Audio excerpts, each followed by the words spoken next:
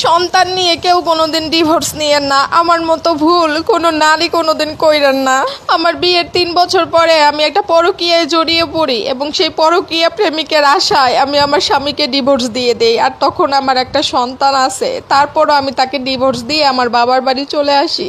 আমার পরকীয়া প্রেমিক আমাকে কথা দিছিল সবার সামনে যে আমার সন্তানকে তার নিজের সন্তানের মতো দেখবে। এই কথা দেওয়ার পরে তারপরে সে আমারে বিয়ে করছিল।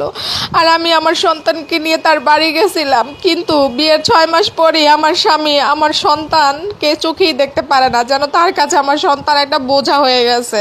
সব সময় আমাকে কথার খোঁটা দিত। সে আমারে বলতো যে যদি ভালোই হইতি তাহলে ওই সংসার ছাইড়া তুই আমার কাছে আইতিন একটা সন্তান নিয়ে, এখন একটা বোঝা নিয়ে আমার ঘাড়ে আইসা বসছস।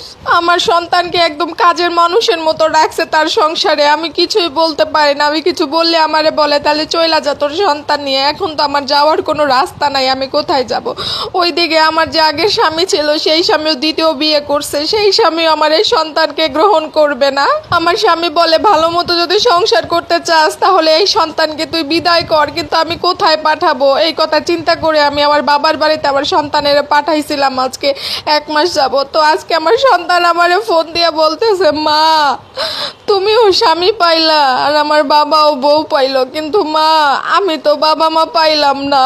আমার সন্তানের আমি ওইখানে পাঠাইছিলাম একটু শান্তির আশায়, কিন্তু আমার অভাগা সন্তান সেখানেও শান্তি পেল না। ওরা নাকি ঠিক মতো ভাত দেয় না, ঠিক মতো ঘুমাইতেও দেয় না।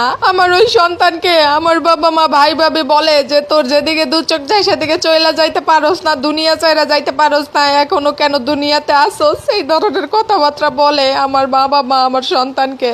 এখন আমার ওই সন্তানটা কোথায় যাবে? বাবাও তার একটা বিয়ে করছে, সেখানে গিয়েও তো শান্তি পাবে না। আর আমার এখানে আইসেও তো শান্তি পাইলো না, নানা বাড়িতে গিয়েও শান্তি পাইলো না। আমার সন্তানের যাওয়ার মতো কোথাও কোনো জায়গা নাই। আমি অনেক বড় ভুল করছি, আমার মতো ভুল আর কেউ কইরেন না। আমি এমন অভাগা মা, আমার জন্য আজকে আমার সন্তান এই অবস্থায় আছে।